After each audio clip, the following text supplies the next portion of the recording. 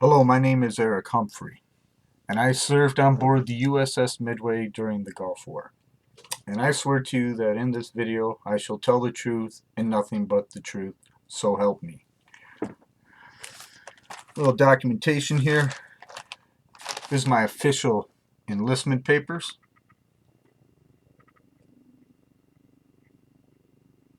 I joined the military, United States military, on the 13th of November 1989. I went in and started boot camp on the 11th of December 1989.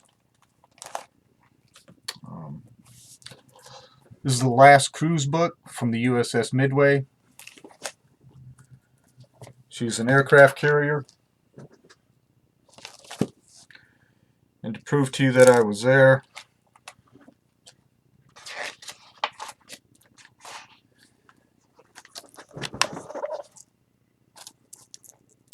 that is me.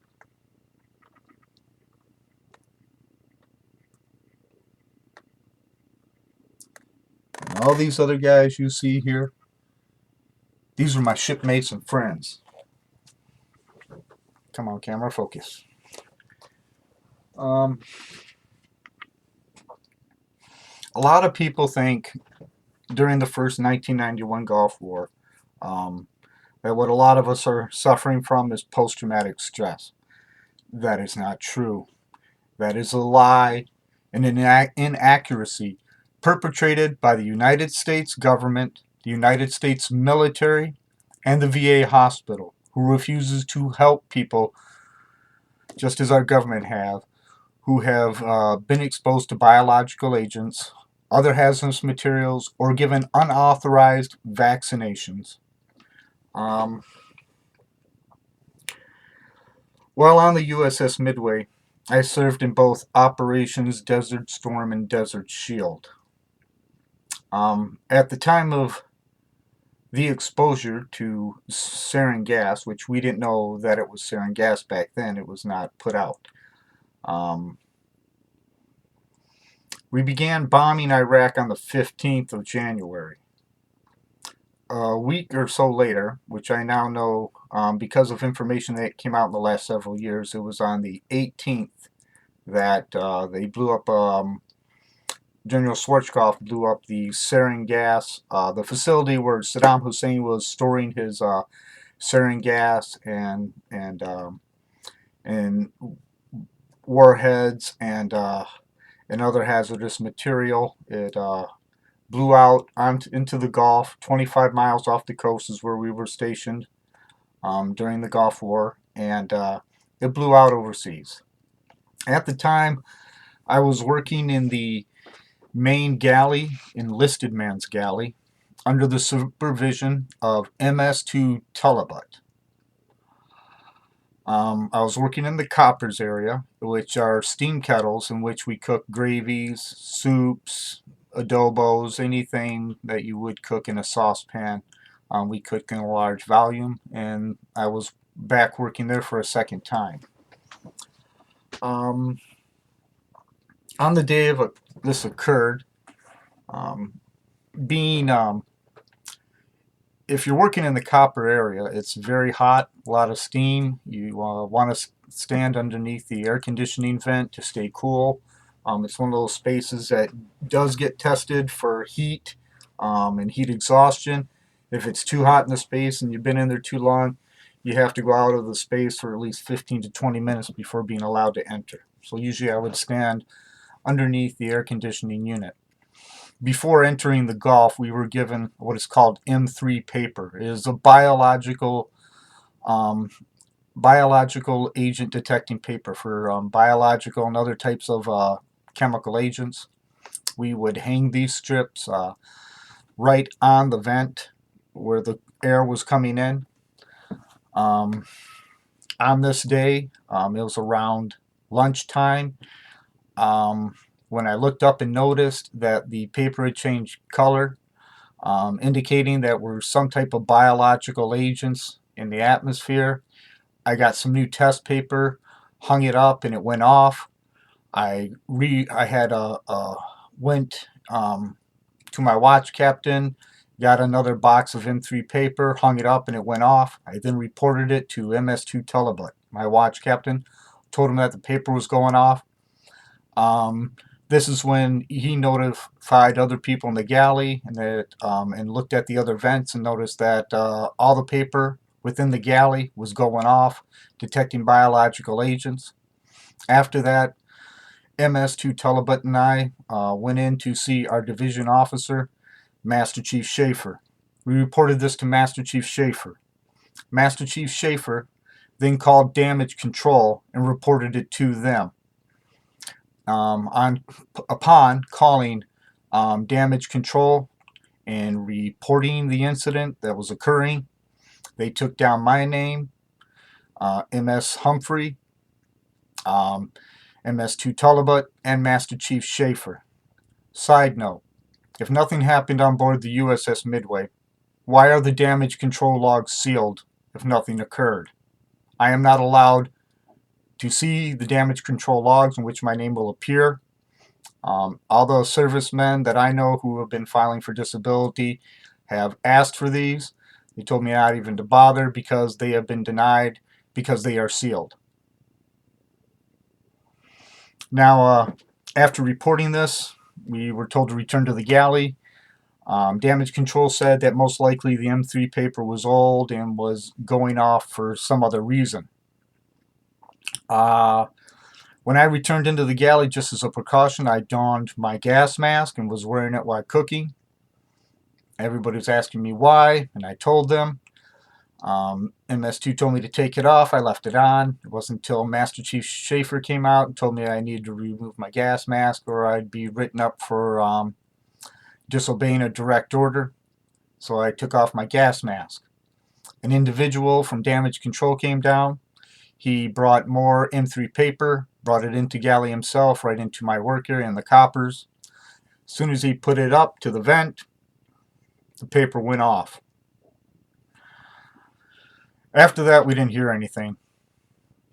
During the Gulf War, we'd work 18-hour days. We usually work 12 on, 12 off, and then do watches. I finished my time in the galley around 7:30, 8 o'clock that evening, was down in our berthing area, had just gotten out of the shower, was sitting in the lounge when MSN Selby came down and told us that we needed to go up to the medical officers. We needed to go up to the officer's medical. On board the USS Midway and most large ships, you have an officer's medical and an enlisted man's medical. When I had received other vaccinations while on board the USS Midway, they were given to me in the enlisted man's medical. Thought it was a little odd that I was being told that I had to go up to the officer's medical to receive these vaccinations. A lot of us refused to go up. I was wondering what they were for. They said anthrax. How could we be exposed to anthrax? It makes no sense. Everybody in S2 was supposed to go up, but not everybody did. Some of the guys disobeyed the order and stayed down the coop. I wish I had done the same.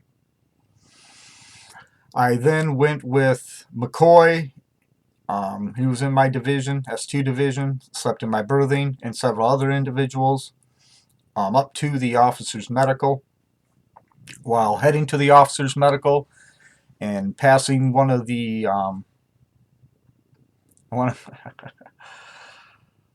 passageways, on our way there to get in line, we passed where everybody was coming out.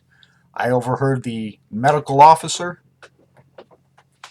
and one of the guys from military police or military police on board talking. And the military police guy was telling Lieutenant Commander B.L. Clayton that the brig was already full and that they couldn't take anybody else. Obviously, people refusing to take this shot. when we got into the officer medical area, we got in line. We could hear guys asking why our medical files weren't present, why they weren't entering this information into our medical files. And it was Lieutenant Commander B.L. Clayton who was telling them they had to take the shot or else. Or listening to all this in line and noticing that there was 2 lines and that guys on one side of the wall were getting 1 shot and 2 pills. Guys on the other side of the wall, the line I was in, were getting 2 shots and 2 pills. Realizing that our medical files weren't there and that they weren't entering it into your personal vaccination record. When you're in the military, you have 2 vaccination records. One that's permanently kept in your medical file, another one that is your backup that you keep with you in your rack at all times and bring with you for all vaccinations, and they update both to make sure that you're up on your vaccinations. It's just a double check standard. Lieutenant Commander B.L. Clayton overheard several of us talking how we were going to take the shot and we were all getting ready to walk back down to our coop. He grabbed several of us out of line, everybody who was talking, took us into a hallway, then threatened us with death first and then being court-martialed if we refused a direct order and did not take this vaccination. Then went in, got back into line, was given the 2 shots in the arm, and the 2 pills. The shots were labeled anthrax, some type of anthrax. I later heard that it was an experimental anthrax. It was a rumor. The pills came from a bottle that was unlabeled, unidentifiable. I looked at it, spun it around. There was no label on it, no way of knowing what this material was that I was ingesting. I then handled the medical officer, one of the medical personnel, HM3CJ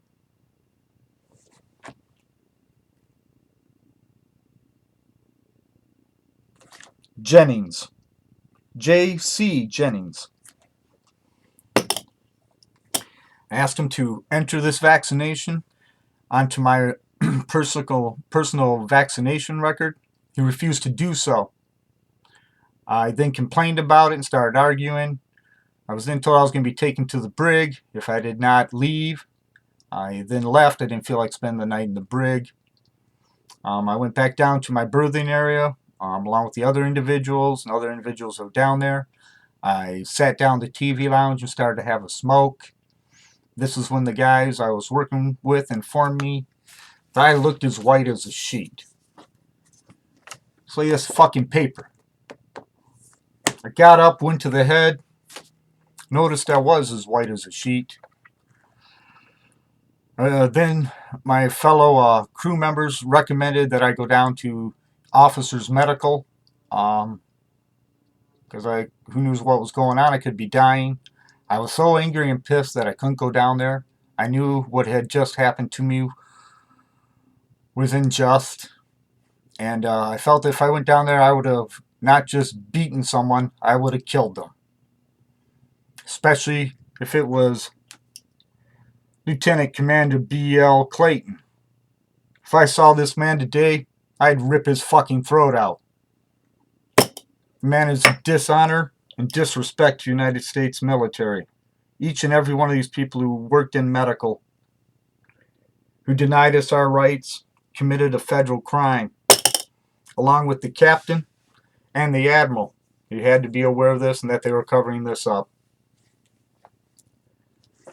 Excuse me if I get emotional about this, but it really pisses me off. And knowing that this has been going on during the Vietnam War, World War II, the Korean War, they've been experimenting on our troops. There's a long history of it. You can look it up on the web or look through old newspapers and you'll discover several articles on all types of abuses against military personnel. After that day, when I was up there and I took these shots, they said they were going to enter them into our files later. I took it upon myself in my own personal vaccination record. I entered this data into my files. A few days later, I went down to medical, asked to see my medical file, told them I wanted to check, make sure they put those shots in. I was told specifically by HM3J Blake that they were reorganizing and moving all the medical files somewhere else, and that it would take 2 weeks before I could get a hold of my medical record.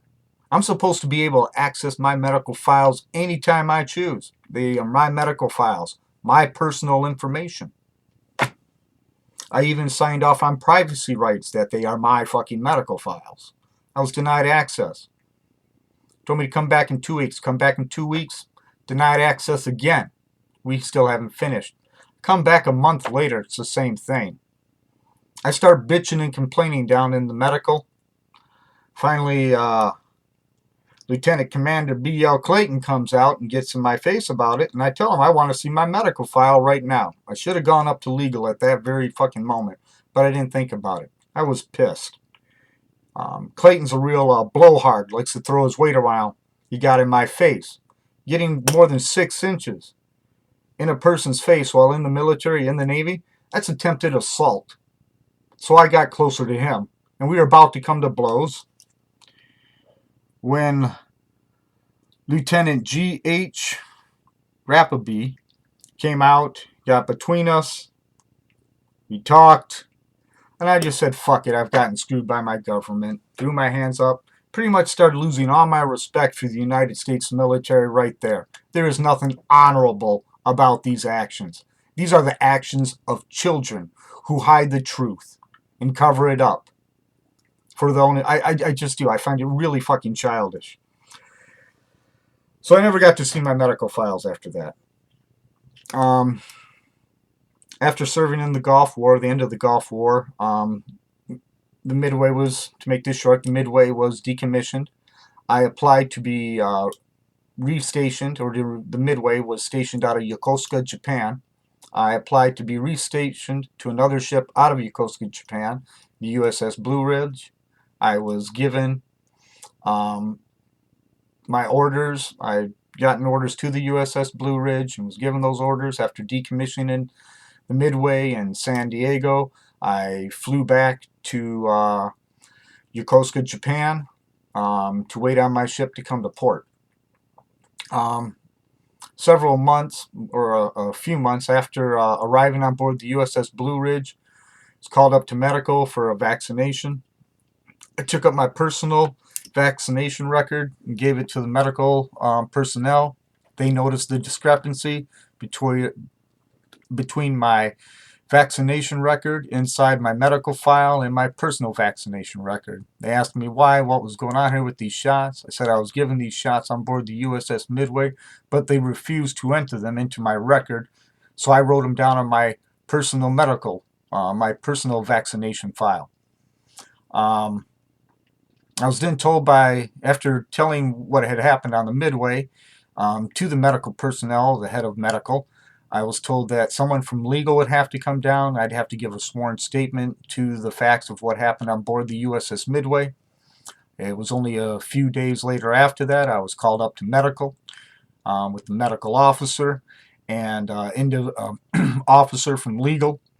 Told them what happened. It was all written down. There was 2 sheets of paper. I had to sign, raise my hand and swear that what I had just stated was the truth. After that, it was put into my medical file. Because of this and other incidences, I was going to make a career out of being in the Navy, especially being stationed in Japan. If I was going to get out, I was going to become a translator in Japan. But after this and a few disappointments in the military, I got out of the military. Checking out of the military, I was sent to Treasure Island in California.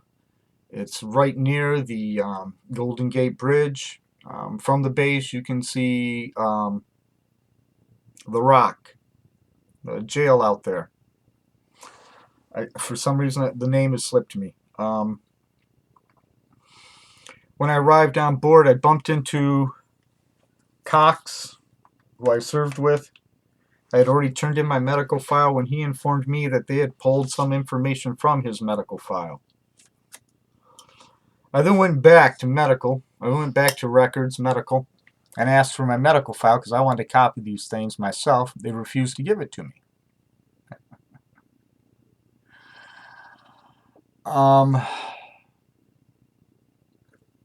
And then I was there for 2 weeks during checkout. On the day I'm supposed to check out, I asked once again. They told me they could not give me my medical file. It was on hold. They gave me my personnel file, but not my medical file. I asked just to see it so I could copy some stuff on it, and I was denied again. I told them, well, I'm not leaving until I see my medical file. You got it in there. They said they were holding it up for an AIDS test. And still refused to let me see it. They told me they were going to throw me in the brig, and I'd miss my flight, and I'd be stuck there. So, and I was told that it was going to be mailed to me. So I left. A month or so later, when I was home back here in Michigan, I got my medical file through the mail, and my personal vaccination record missing. The updates on board the USS Midway missing. Now, after the Midway, after receiving these shots, I didn't feel right. I didn't feel the same. When I got on board the USS Blue Ridge and I talked to a few of my friends from the Midway, they said the same thing, that they just didn't feel right. You couldn't put your finger on it. You just didn't feel right. I started having more nervous problems, feeling things more intensely, but I really just suppressed it and tried to ignore it. After getting out of the service over the years, it's been more and more. Sometimes I grab things and I can't tell how hard I'm holding on to them until my hand almost goes numb. I have light shakes. I used to be very fine with a brush when I would paint houses. I can cut things in like a laser beam. Cut your ceiling, it looks perfect like somebody taped it.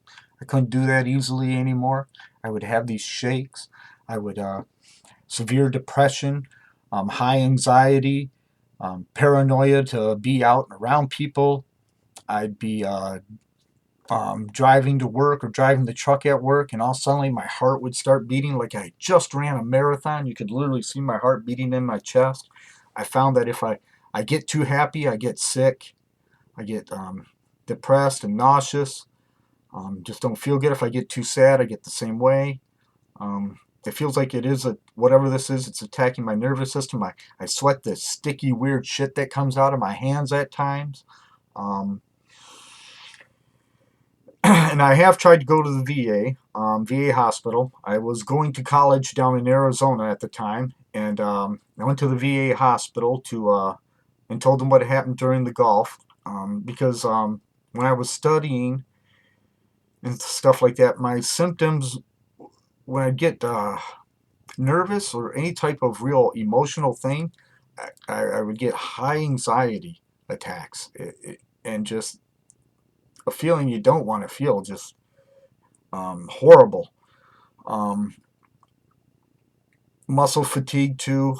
But because I was so physically fit, usually I just didn't feel that until years later. But went to the VA hospital about this problem. They did a few tests on me, talked to me about my past and whatnot, and then tried to put me on psychotics without really giving me a test for anything, just trying to throw me on psychotics. I ended up having to wait 8 to 9 months to see a psychologist. And when I did go to see a psychologist there finally, after waiting all this long time, I told him what I just told you, what happened on board the Midway. He told me, no, no, no, no, no. None of that happened. That my problems are from my parents dying when I was 2 years old. I argued with this man for 20 minutes about this. Both my parents are still alive to this day. I do have my medical files from the VA hospital that state my parents both died when when I was 2 years old, and they're both still alive to this day. So that's all just a bunch of bullshit. I sat there for 20 minutes arguing with this man until a point I was so angry. We were up on the 5th floor, and I asked him how thick the window was, and he asked me why, and I told him, if you tell me one more time that this didn't happen and that my parents are dead, I'm going to throw you through the fucking window. I was then escorted out of the VA hospital.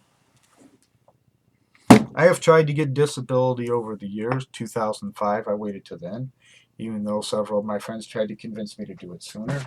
When I did, I was denied 3 times, just like I thought it would be. I've never been able to get any medical help through the VA whatsoever, other to be thrown on some type of psychotic medicine. I don't need a psychotic medicine or or or drugs of that nature. A lot of these do all kinds of damage to your body. I didn't want to be stuck on that drug, and it wasn't from being psychotic. It's from being exposed to sarin gas, giving some type of anthrax, from my was experimental, in 2 pills from an unmarked bottle. From the research I've done, they were some type of pill supposedly to help with mustard gas exposure.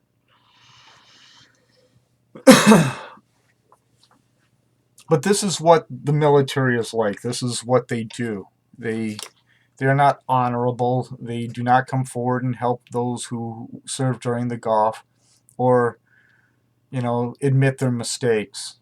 General Schwarzkopf made a mistake. He shouldn't have blown up that facility. He should have secured the facility, knowing what type of biological weapons were in there. But he didn't. Instead, he fucking used too much, or didn't understand how bad it would explode, and it went way up into the atmosphere, and it blew out over our ship. And I have lived with this for a long time. I would like to have gotten help for it, but I have not been able to. That is where Gulf War syndrome comes from. It comes from several of us being exposed to this sarin gas and other hazardous materials. That is why you have a large range of different symptoms. It's nerve agent. It's supposed to attack your nervous system, shut it down, and kill you. Instead, it does other things. It explains why my hands will sweat at times, why my muscles shake, why I feel some type of fatigue, why my heart just beats for no reason. I find, though, if I keep myself mellow, I don't get agitated, if I don't get angry or upset, or if I don't get too happy, I can't even get super happy because I get sick then too. I'm like stuck on the in-between. If you're a civilian and you're watching this, write a letter to your congressman complaining about it. Support your local veterans. There's a lot of us who are suffering, and it seems like you, the civilian public, the government, the military complex, it's like you don't care. And I'm not the first. Several guys during Vietnam exposed to Agent Orange, they covered that up. It saves money. After a lot of these guys die off, you don't have to do anything medically to help them. There are several videos out there of other individuals who are suffering just like me. I just want you to know the truth, that Gulf War syndrome is not post-traumatic stress disorder. It's mistakes made by the military and the government who are covering it up.